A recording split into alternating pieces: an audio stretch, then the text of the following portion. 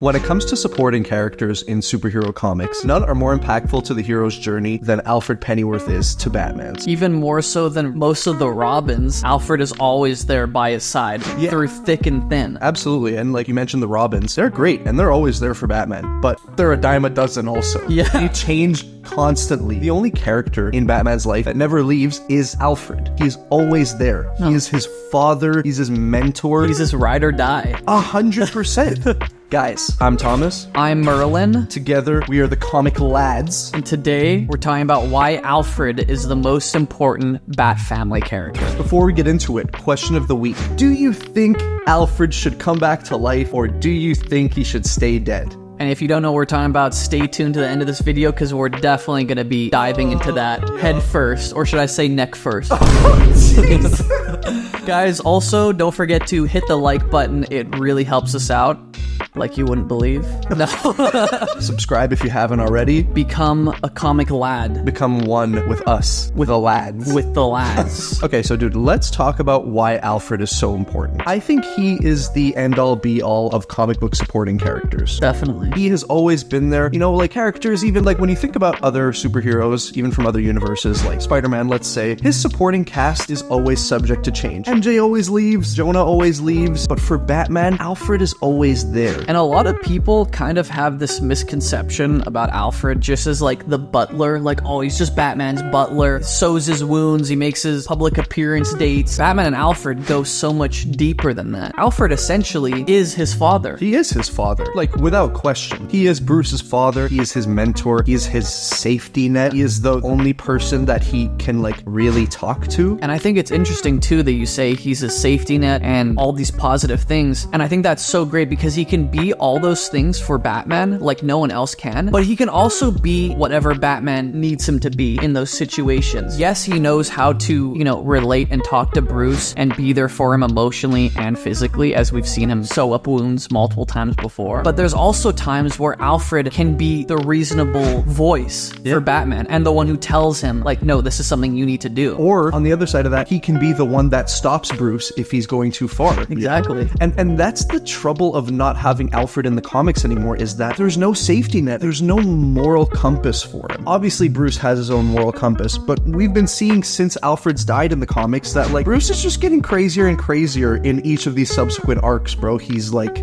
doing fucked up shit to Jason, like fucking with his mind. And one example of Alfred being what Bruce needs is a kind of stern, telling him what to do kind of moral direction, Arkham City. And it's those types of situations where Alfred can even remind Batman that he's Batman. You know what I mean? I'm mostly talking about and referring to Protocol 10. Where Batman wants to go save Talia instead of, you know, save the city. Yeah, and Alfred goes, this isn't what Batman would do, and deep down you know I'm right. He can be that father figure and that warm, caring person that Bruce can turn to. He can also be whatever Batman needs in the moment to get through whatever he's going through. Absolutely. And the way we're describing him, you know, that's not to say that Alfred is just like a means to end the story or a means for Bruce to make it from point A to point B. He is an incredible character for Bruce to bounce off of because he's so different from him but cares about him so much. And when you take that completely out of the Batman mythos, it just feels empty now. One, Bruce isn't even like at Wayne Manor still in the comics, but like even if he was, the house feels empty, bro. It does. Feels empty. And like I know Bruce feels like it does too, and that sucks. We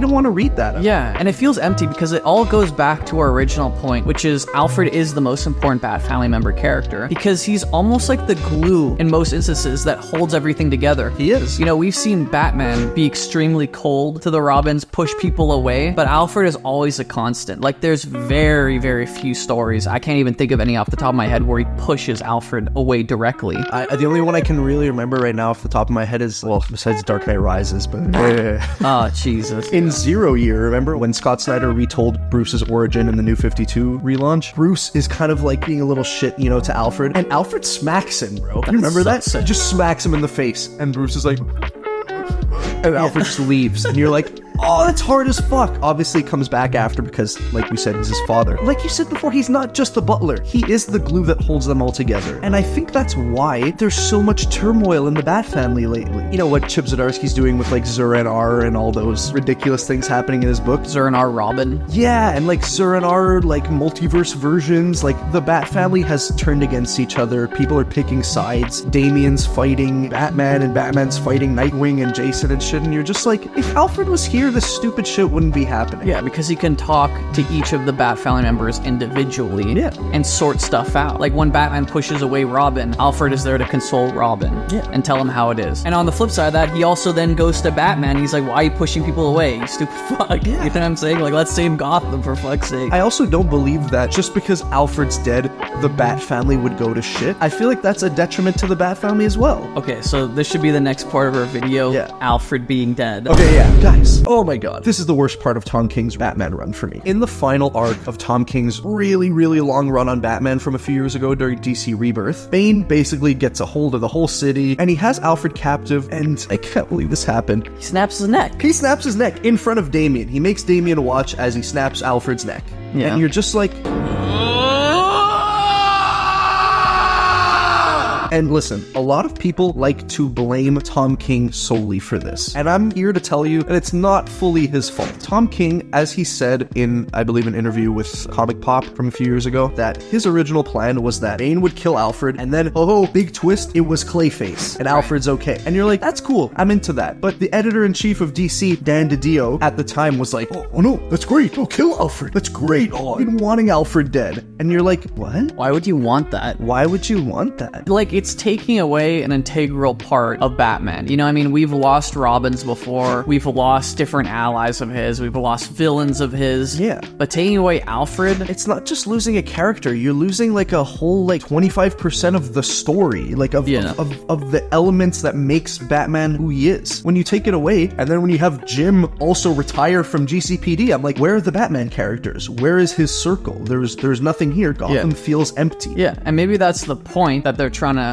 illustrate, but it also just leaves the reader with like an unwillingness to kind of read that, you know what I mean? Alfred is the Bat family comfort character. He is. He gives you those moments of levity and those moments to breathe in a story. When Alfred's not there, it's just 100% Batman stuff all the time, and that can get kind of boring. It can, definitely. You know, as cool as inner monologues while you're stalking across rooftops is, I need to see my boy Alfred check in every now and then. I do, and like they just keep like tugging on our heartstrings so cheaply by having Bruce, like sometimes he'll call Alfred and then be like, oh wait, he's not there, he's dead. Or like Lucius will be talking to him in his earpiece and he'll call him Alfred by accident, and Lucius will be like, buddy, like dude, let's get some therapy. Come on, let's get some therapy going finally. Yeah, and it's just, it makes them a lot less fun to read, because I'm sorry, like comics, yeah, we want them to evolve and to change and to grow, but the cyclical nature of comics is also a good thing. It keeps us coming back for more, to read the stuff that we like to read. If I'm reading a Batman story, I want Alfred there, I want Jim there, and I want a Robin there, because that's what you expect. Those are the elements that make a Batman story. Yeah, and it just, I mean, this is a topic for another time, and it's a lot broader, but I think there's a big problem with comics generally right now in the last, 10, 15 years, where there's an over-reliance on headlines and shock value. Yeah, you know what I mean? Killing off characters for nothing other than to get people to buy that issue specifically. Exactly. And it just, I don't like it. I don't like it either, and that might sound like a childish thing to say, but we're reading comic books. We want to be enjoying them, and when 3/4 of the characters are missing from the book, it just feels kind of shallow and empty. And no matter how many new characters you want to fucking throw in there, no one can replace Alfred. He is the ride or die. And I love Chip Zdarsky. I think he's a great writer, and I think there's a lot of good stuff in his Batman run right now, but every issue, all the characters feel it, and you as the reader feel it as well. They're like, where's Alfred, man? We miss him. Why the hell is he still dead? And I don't even want him to come back to life. Just say that it was bullshit, because it was. It was a bullshit moment, and I think we need him back. It's been 6 years that he's dead in the comics? 6 years? It's been 6 years? Yeah, bro. 2019. God. He's been dead for 5 years, bro. 5 years without Alfred. 5 fucking years with no Alfred. That is nuts. And this was right at the end of his run. I'm pretty sure that was the last time we saw Jim as Commissioner too. So 5 years without Jim and Alfred. What have the Batman books become? But that's just our opinion, guys. Obviously, Alfred means a lot to us, and we're assuming, you know, a lot of the comic book community and Batman fans out there. Let us know your thoughts in the comments down below. Don't forget to like and subscribe if you enjoyed the video. It really helps us out, and we'll see you guys later. Guys, we are the Comic Lads, and we love you. We love you dearly. Peace. Peace. Peace.